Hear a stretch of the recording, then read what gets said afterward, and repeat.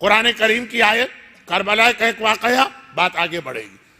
سورہ نساء کی آیت کا ترجمہ سنی، وَاتَّقُوا اللَّهَ الَّذِي، وَاتَّقُوا اللہ، ڈرو یا تقوی اختیار کرو اللہ سے۔ کون اللہ؟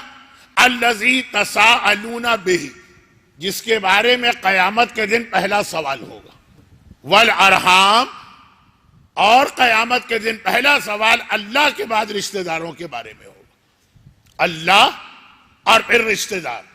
اب یہاں پہ وقت نہیں ہے کہ میں بہت تفصیل میں جاؤں، لیکن ایک روایت کا خلاصہ، امام نے کہا یہ جو قرآن نے کہا کہ قیامت میں پہلا سوال اللہ کے بارے میں ہوگا، اس سے مراد ہے نماز، ذکر خدا، پہلا سوال نماز اور رشتہ دار۔ لیکن اتنا احترام کہ رشتہ اگر جھوٹا بھی ہو تو اس کا احترام کرو، جھوٹا بھی اگر ہو احترام کرو۔ یاد کر لیجئے وہ روایت جس کو پڑھنے کی مجھے ضرورت نہیں، پوری رات شب عاشور حسینی خیموں میں کیا ہوتا رہا، آپ ساری زندگی سنتے بھی ہیں، اور اب باقاعدگی سے لوگ خیمہ گاہ جاتے بھی ہیں تو وہاں بھی یہ مصائب دہرائے جاتے ہیں۔ حسینی خیموں میں ساری رات کیا ہوتا رہا؟ ذکر خدا، تلاوت قرآن، مناجات، نمازیں۔ یہی کہہ کر آقا حسین نے عمر سعد سے ایک رات کی مہلت لی تھی بظاہر، ویسے حقیقت نے دی تھی لیکن بظاہر۔ اور یزیدی خیموں میں کیا ہو رہا ہے؟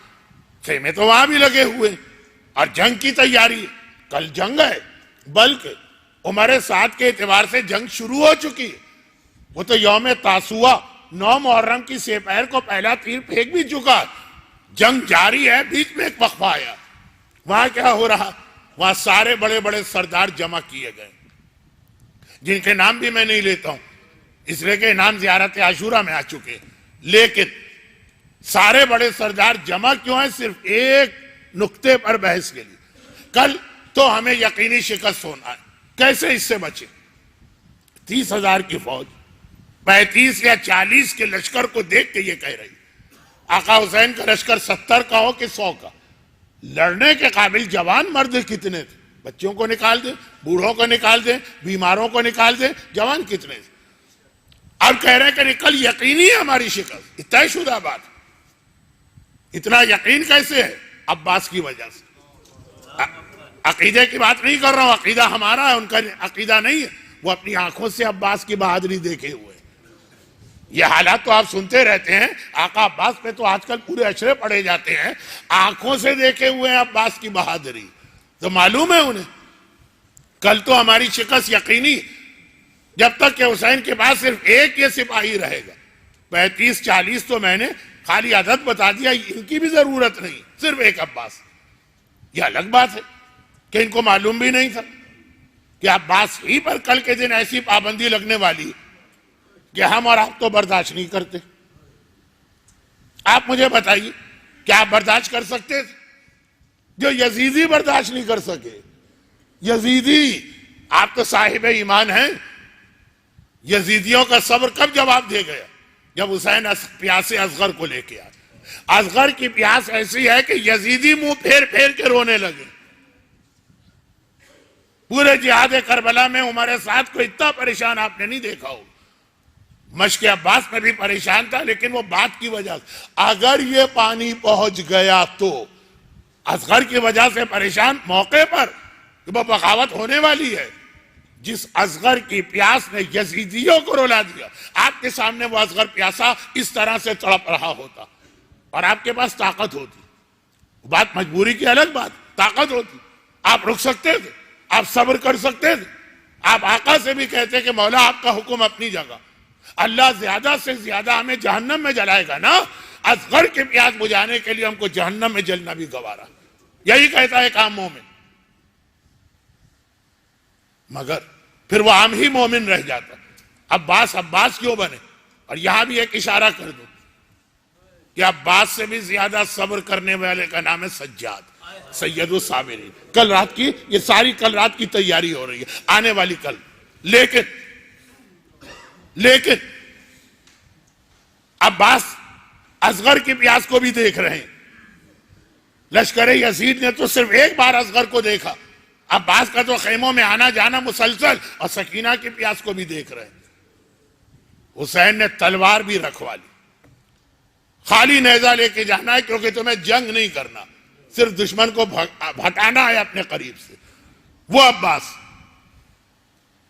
ان کو نہیں معلوم تھا کہ یہ ہونے والا، یہ تو سوچ رہے ہیں جو عمر سعد کے خیمے کی میٹنگ ہے کہ کل کیسے ہم جنگ جیتیں گے۔ آخر شمر نے کہا کہ میرے ذہن میں ایک طریقہ آیا، اور تو کوئی طریقہ نہیں ہے، اسی کو آزما لیتے ہیں، اور ناکام ہو گئے تو پھر تو جنگ کریں گے، دیکھا جائے گا۔ اور وہ طریقہ کیا تھا ہر ایک کو معلوم۔ صبح کا وقت ہے، نماز ہو چکی ہے، لشکر تیار ہو رہے ہیں، عمر سعد اپنا لشکر، آقا حسین اپنا لشکر۔ لشکر جب تیار ہوگا عباس کو بلایا گیا، وہ علمدار ہیں، وہ سالار ہیں، اور ابھی عباس حسین کے خیمے میں آئے کہ در خیمہ پہ شمر کی آواز آئی، میری بہن کی اولاد کہاں؟ جناب عباس کے لیے جملہ نہیں تھا، جیسے کسی نے کوڑا بدن پہ مارا، یہ دشمن امام، یہ نجس، یہ اپنی زبان سے مجھے اپنا بھانجا کہہ رہا ہے، میری ماں کا ذکر کر رہا، جو آقا حسین کا دشمن، لیکن آقا کے سامنے تڑپ کے رہ گئے۔ حسین بھی عباس کی کیفیت دیکھ رہے، شمر نے دوبارہ کہا میرے بھانجے کہاں، اور عباس کی عجیب حالت، برداشت نہیں ہو پا رہا ہے، لیکن عباس بہرحال کائنات کے دوسرے بڑے صابر کا نام۔ جب تیسری مرتبہ شمر نے کہا اور عباس کیفیت یہ کہ گویا چہرے سے خون ٹپک پڑے، حسین نے کہا عباس وہ بلا رہا ہے، جاتے کیوں نہیں؟ اب عباس کو بولنے کا موقع ملا، آقا نے بات شروع کی، مولا میں اس کے پاس جاؤں جبکہ وہ تو رشتہ بھی جھوٹا بنا رہا، کیونکہ یہ ایک بہت واضح مسئلہ ہے جس کو میں ممبر سے کھل کے نہیں کہنا چاہتا، بچے بھی ہیں خواتین بھی، جس کے نسب کا پتہ نہ ہو یا جس کے باپ کا پتہ نہ، اس کا کسی سے رشتہ نہیں بنتا۔ خیر، تو وہ تو اپنی جگہ چھوڑیے بات کہ شمر کون تھا، کس سڑک پہ پڑا ہوا ملا، کس قبیلے نے اٹھا کے پالا، وہ تو آج کا موضوع ہے بھی نہیں، لیکن جھوٹا رشتہ ہے ہی نہیں کوئی رشتہ، سچا بھی ہوتا تو عباس نہیں جاتے، لیکن یہ تو جھوٹا۔ حسین نے کہا لیکن عباس، اللہ نے رشتہ داری کا اتنا احترام رکھا، اتنا احترام رکھا کہ اگر کوئی جھوٹا بھی رشتہ بنائے، اب یہ الفاظ میرے مفہوم امام کا، تو چاہے اس کی بات نہ مانو لیکن کم از کم سن لو، اسے ایک احترام دو۔ اور ڈرتے ڈرتے یہاں پہ ایک بات میں کہہ رہا ہوں، پتہ نہیں میں یہ بات واضح کر پاؤں کہ نہیں کر پاؤں، مثلا معصومین کی بعض ایسی تصاویر بازار میں ہیں جو غلط، وہ امام کی تصویر نہیں، امام معصوم کی کوئی تصویر روئے زمین پہ موجود نہیں۔ تصویر سے میری مراد وہ پکچر جو ہاتھ سے بنائی جاتی ہے، لیکن آپ کو نہ صرف یہ کہ نظر آئیں گی بلکہ بعض علاقوں میں تو بہت زیادہ جگہ جگہ بکتی بھی ملیں گی آپ کو، ہر تیسری دکان میں، سڑک کے اوپر بھی لوگ بعض اوقات اس کو بچھا کے بیچنے لگتے ہیں۔ ہمیں معلوم ہے کہ غلط تصویر، ہمیں معلوم ہے کہ مولا ایسے نہیں تھے، ہمیں معلوم ہے کہ جس امام سے یا آقا عباس سے منسوب ہے، لیکن اس کا احترام کرنا، مجھے وہ ہے ہی نہیں تصویر ان کی، تو احترام کیا؟ کہا اس لیے کہ ایک نسبت آ گئی ہے، غلط نسبت ہے، جھوٹی نسبت ہے، لیکن قابل احترام سے ایک نسبت ہے، اس لیے احترام کرنا۔ اب یہ جو تصویر کا مسئلہ ہے، وہی مسئلہ میں بتا رہا ہوں کہ آقا نے یہی ایک اصول دیا، جس اصول میں بعد میں 50 مسئلے حل ہو سکتے ہیں، مگر جو آلریڈی مسئلہ اس کو تو حل کروں، 50 کی بات چھوڑیے، تصویر کی اس لیے مثال دی کہ بہت واضح مثال ہے۔ عباس جھوٹا رشتہ، یہ رشتہ ہے نہیں، لیکن پھر بھی وہ رشتہ داری کا نام لے کے آیا۔ اگر خالی تیرا نام لے کے پکارتا عباس کہاں آ جائے، میں کبھی تجھ سے نہ کہتا، لیکن اس نے کہا بھانجے سے لے رہے ہیں، کہا جھوٹا بھی رشتہ بنا کے آئے تو اس کا احترام، تو اگر واقعا سچا رشتہ۔ برحمتک یا ارحم الراحمین وصلی اللہ علی محمد و